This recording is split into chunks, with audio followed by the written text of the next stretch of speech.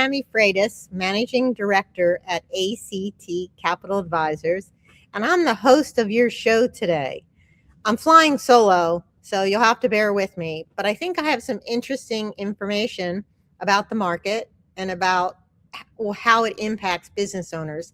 We also have a very exciting guest, and I can't wait to hear him answer questions because I have to tell you, he's in a really cutting edge area.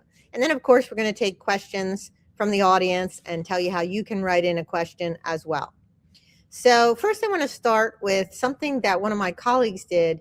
He looked at data for 122 quarters from 1996 until today to see what's going on with the macroeconomy, the GDP, jobs, inflation, and also he looked at credit spreads, and then he compared it to the lower middle market deal environment, the multiples, buyer competition, capital availability, deal volume, all the things that impact the price or the value that your business is going to generate when you decide to sell.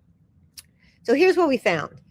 The economy, as you might guess, follows a regular cycle that goes up and down with some real downs and some real highs, but it always reverts to the mean. So what that means is if you're scoring quarters from 0 to 100, the mean is about 50 to 60%. So over 30 years, the macroeconomy has had the normal cycle process: expansion, peak, contraction, recovery. And the trend line, though, is flat. It doesn't increase at all. It just stays within the 0 to 100, and the quarters revert to the mean. You've got the 2009 financial crisis. That took it down to 15. Again, this is 0 to 100. And then in the 80s, there was a 30-year down. And then through COVID, it went back up. And again, it always returns near the center around a median of 67, which means 50% of the time it's going to be below 67, 50% of the time it's going to be above 67.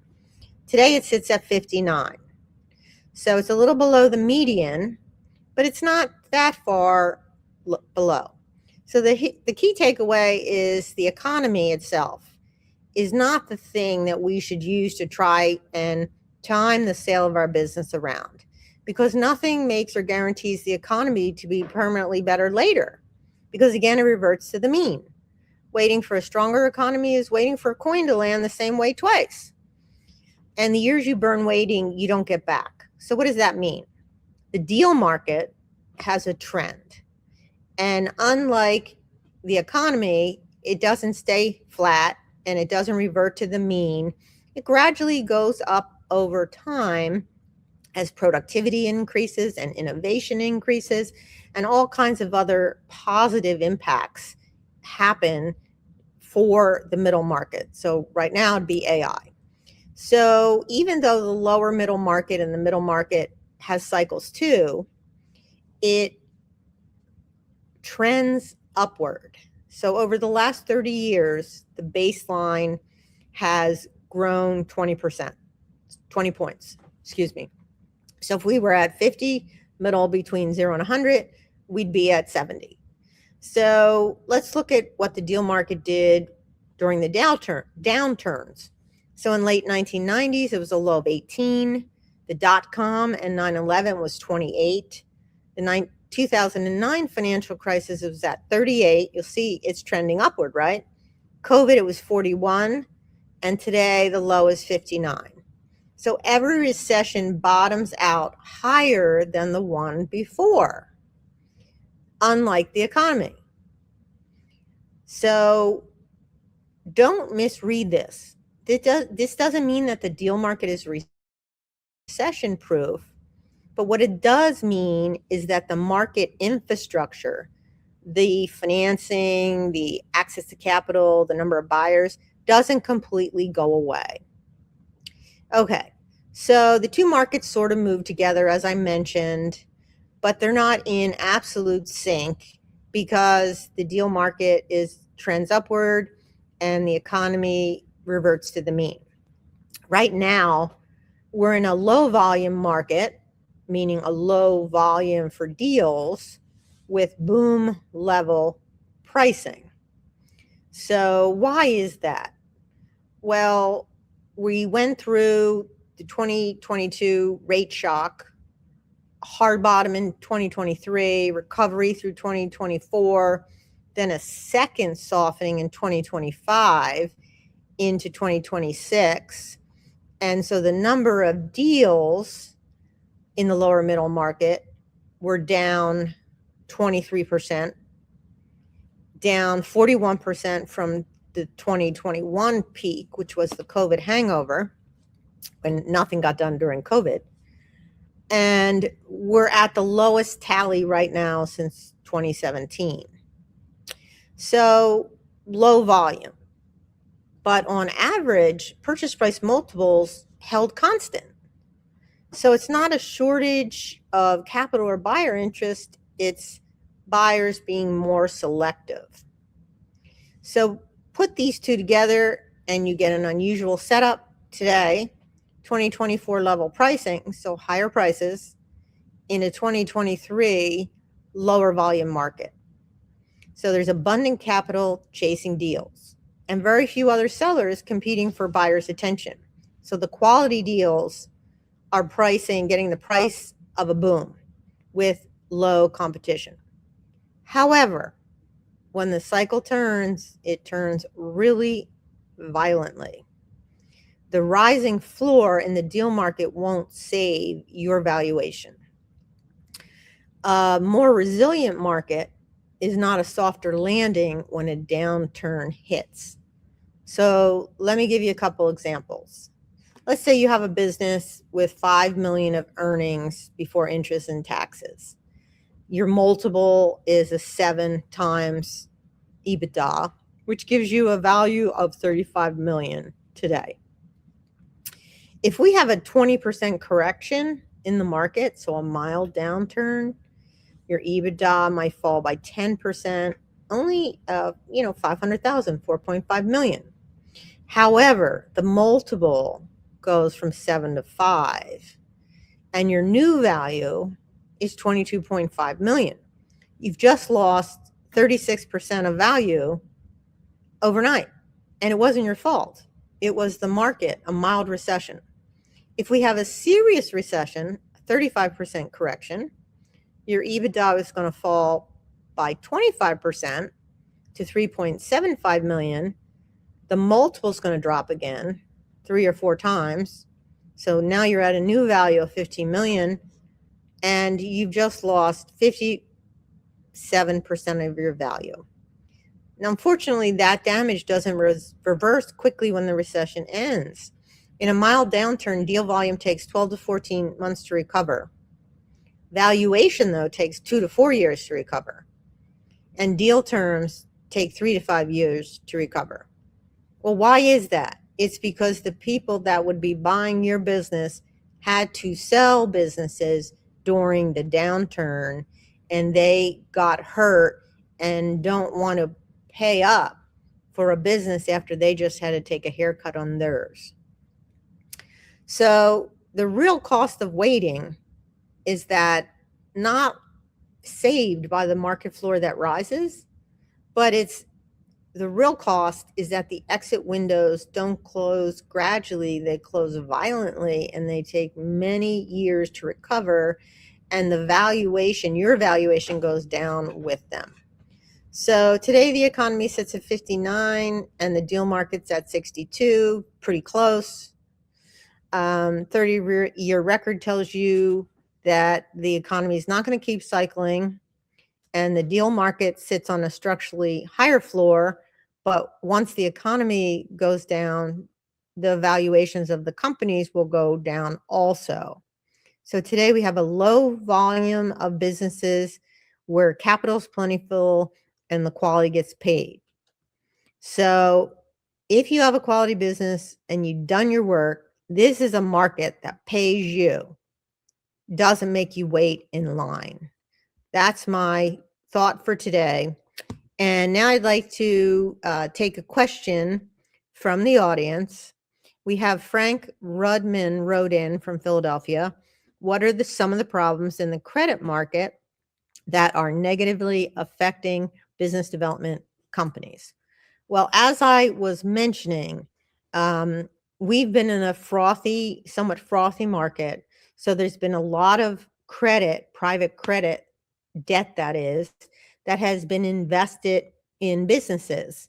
And a majority of the listed business development companies that lend to private companies are trading below their net asset value. It's called their NAV. The reason they're trading lower is because they haven't been able to get the credit paid back. And as a result, their investors who have a right to redeem are trying to redeem a large amount of their investment. And the funds, because they have illiquid investments, can't pay them back. So some of the bigger funds have actually either halted redemptions or limited redemptions to 5% because people were trying to redeem more than 10%, and in some cases even 20% of the fund. So this is what is going on in the business development company market, and I'm mentioning the public business development company markets, and this is why they're having problems. And we're including Apollo and BlackRock and Blackstone. We're not talking about small companies here. So if you'd like to send a question to Money Matters, here you go. Here's how you do it. You can have your questions answered on Money Matters. Please go to our website, money-matterstv.com. On our homepage, click on the banner on the right that says, Send us your questions. While you're on our website, you can find information about our host and guests, as well as show notes and links about this show and past shows. Money Matters is also available as a podcast on iTunes and Stitcher, so you can listen to Money Matters while you're on the go. That website address, again, is money, M-O-N-E-Y, -matters, M-A-T-T-E-R-S, TV.com. Well, thank you. Well, we have an exciting guest to bring on the show. It's Edward Zyszkowski, CEO of Personal Data Space. Welcome to the show, Ed. Thank you, Tammy. I'm looking forward to having a conversation with you today. Well, first off, how did you ever get into the space that you're in today? What's your background? What were you trained in? I'm probably one of the most antique AI people around. I started working on neural networks when it was still an idea related to neuroscience a long, long time ago. And I built one of the first practical neural networks in the early days of the space shuttle. I also built robots for the space shuttle. So that was my background. I actually studied both as an engineer and as a medical doctor, and then wound up being in robotics. Many years later, I worked for a company called Thinking Machines, which was really at its time in the late 80s, was one of the highest funded VC funded companies out there. And we built supercomputers designed for AI. Of course, back then the technology was nothing compared to what we're doing today with NVIDIA systems and data centers. Years later, I started a company. I sold it to IBM. IBM used my technology to build Watson AI, which was one of the also early AI endeavor for consumer AI and business-to-business AI. So that's my background in technology. And I also partnered with an individual for Personal Digital Spaces whose background is in civil liberties and protecting people's privacy. So it's kind of a Reese's peanut butter cup of two great things, AI and also respecting individual rights and individual privacy. And that's where we are today. Okay. Well, that sounds really interesting. So I know in your business, you're looking at digital assets. And as you mentioned, how to protect people like me and the digital assets that I have from whom? From hackers? Yeah, it's not really as much protection. It's really about allowing you to control and manage the rights associated with data that either is data about you or data that you create as an individual. So it really allows you to be a participant in the AI economy by being able to control how your data is used by large language models, by other AI systems, and being able to participate, in a sense, from a marketplace perspective, you're able to effectively treat your data, whether, like I said, whether it's data about you or data that you create, as an asset that you can then utilize with appropriate terms and conditions, appropriate level of contracts and licensing, to be able to participate and make money in this world of AI. And how does Personal Digital Spaces do that? How do We you do is protect me? yeah. So basically, the concept is very much like if you were homesteading a farm back in the early days of the Wild West. You have to put a fence around your farm so that your livestock doesn't run away, or some predators come in. So fencing is part of it. That's a protection piece. Mhm. But once you protect it, then you want to be able to monetize it. And so we offer the governance layers for allowing you to essentially create a deed of ownership, secure your assets in the legal context. We provide legal mechanisms that allow you to protect your assets. And then we also offer the ability for you to participate in a marketplace. So we actually do very similar to an order book, bids and asks on data that can be discovered and operated on by AI systems. Wow, that's really interesting. So I can actually, if I was to create a book or a blog post, I could actually post it to your system, and somebody might want to pay for it. Is if it's a website that you operate today, like for example, the website that was just referenced in this program, the Money Matters TV website, you can Mhm. create a license mechanism. It's called OpenRSL. We introduced that recently. OpenRSL allows you as a website owner to stipulate terms and conditions for using the content, and that, either by people, but more likely by AI bots, either for scraping or for scraping used for training, or scraping used for inference. So either on a one-time basis or on a continual basis, you can get paid royalties for the content that your website offers, and that allows AI systems to be better informed about that content.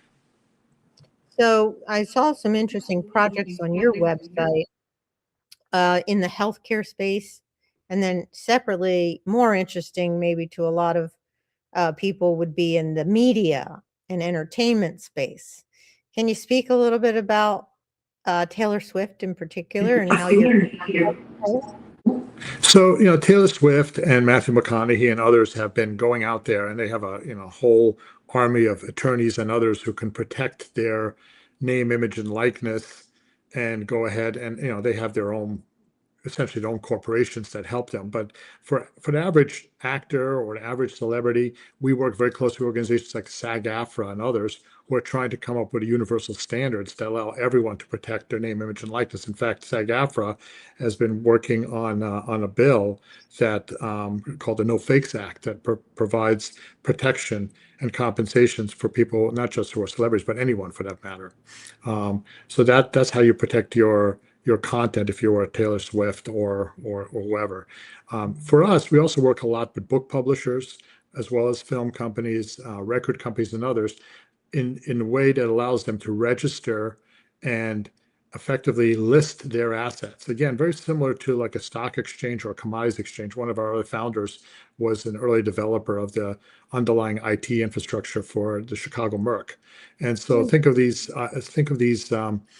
AI data as commodities that you can then potentially put out there and trade.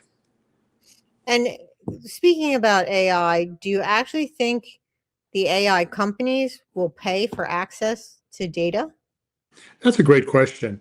In a sense, yes, they are already paying for it indirectly, right? When they collect and hoover up the entirety of the internet, they go through massive amounts of IT overhead to sort out the good stuff from all the bad stuff. And believe it or not, there's a lot more dirt than diamonds in the internet. Mhm. So there is a cost to them. So if you can take and curate information and provide them ready-made answers, it appreciably reduces the workload on their data centers, and it provides a lot of value. So for us, what we do is, because the AI companies today, without any change, without changing anything they're doing, are already scraping the internet looking for current information. Mhm. If you can allow them to discover information that's provided by your systems, they're more likely to use that probabilistically, and therefore you're able to participate in that relationship. If you want, in many ways, think of it as like a paywall. And AI companies do go through paywalls to access, current information. OpenAI has done many multi-million-dollar deals with various digital content producers, and the other AI companies have done that as well. Mm-hmm. So again, I'm going to use myself as a reference point. If I'm a customer of an AI company and I pay up to buy the premium version, like the agentic AI or even the next gen after that, and suddenly there's all these firewalls, so I can't really use what I paid for. How do we fix that problem? Yeah, I think, so our system is designed for, it's almost like a prepay model. The AI companies have a certain amount of credits to hit your content, and they simply reduce that, they debit, if you will, those credits. So this is all done behind the scenes. You don't experience any sort of slowdowns or any change in how you interact with those systems today. Well, I could still benefit from paying up for the premium system. You And, do. and what about the major AI lawsuits that are going on? How do you think that will impact your company? Positive, negative, neutral? Yeah, for us, we're keeping an eye on those things. But most of these lawsuits are still being adjudicated. Some initial findings have been interesting because some of them have determined that some of the scraping is effectively fair use, but the way the scraping was done might have been violating copyright laws. For us, copyright is important. It's a way that people have protected their content for centuries, pretty much since their origin of our country. However, in a world of AI, it's not something that, unless it's machine readable and available for the AI systems to understand what the terms and conditions for use are, it doesn't really help. And so there's an emerging standard called RSL, called Real Simple Licensing, really simple licensing. And we created something called Open RSL, which is an implementation of that enables you to effectively, affect copyright type terms and conditions without actually going through a lawsuit. So, how does that work in the medical profession where there's electronic medical records? Yeah, so healthcare is particularly interesting. Healthcare is not just governed by, regular laws of content like copyright. There's HIPAA and other things that are designed to protect individuals from having their data breached. We work a lot with healthcare institutions that are trying to provide that information to third parties that might be operating AI systems in such a way that is compliant with HIPAA. And so we handle, again, the legal aspects of the licensing on a per patient and a per record basis. Okay. And for the people who are watching this show today, what should they do to protect their content?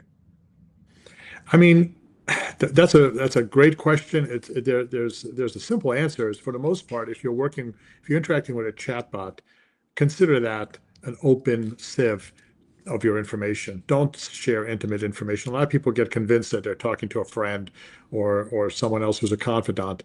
That's not the case. That data does wind up influencing the model, and some of it can be leaked and discovered by others. So the simple answer is, be mindful that you're working with large data company. These AI companies are in fact very large data companies, and everything you put in there into your chatbot interactions is potentially open to the rest of the world through those AI models. So be aware of that. And the other aspect, and a company name sort of implies that, is to allow individuals, you mentioned earlier, agents, is built, we allow you to build your own agentic system where you run it locally, you control those agents, and those agents have access to your personal data and act almost as intermediaries. Think of it as like a personal attorney or a personal accountant that knows a lot about you and acts as essentially an ombudsman between you and other entities that might need to interact with you. That's what we permit on an individual basis. So do you do a business to business only, or you also do business to consumer? Like, could I I mean, buy we provide infrastructure. So for the most part, as a company, we sell to businesses, but the businesses we sell to are offering their products to consumers. So we offer infrastructure. Think of us as a Home Depot that sells all kinds of Okay, tools and materials, and then actual homes, which are then occupied by right. individuals, are built by our partners. So then who should I go to purchase what you're offering? Yeah, I think, well, the easiest thing is if you're working with a website operator, open RSL is available to you today. And so that website operator can add that mechanism directly into your, and it's an open standard. So it's free, it's downloadable and so on. They can add that to your website. And as far as the agentic stuff, we're working with a variety of different startups that are trying to introduce products that will provide you with those personal applications. Okay, great. Well, we're ready to wrap up our show. So leave our audience with what you think is the most important thing they should take away from what your company offers them. I, Well, I'll talk about AI in general. I think AI is an incredible sea change in the human experience. And what we try to do is we try to really democratize this really important economic and technological change in the world in such a way that individuals can be equal and active participants in the benefits of this economic change. Well, thank you very much, Edward, for being on our show today. I think your company is going to really blossom in our disruptive world that we have today with AI and blockchain and crypto. So thank you for being on our show. Our next week's next week's guest, excuse me, is Mark Turner, CEO of Software International. And I'm Tami Fratis, ACT Capital Advisors, and I'm so glad to host this show today. Your money matters to us. Please tune in for our next show.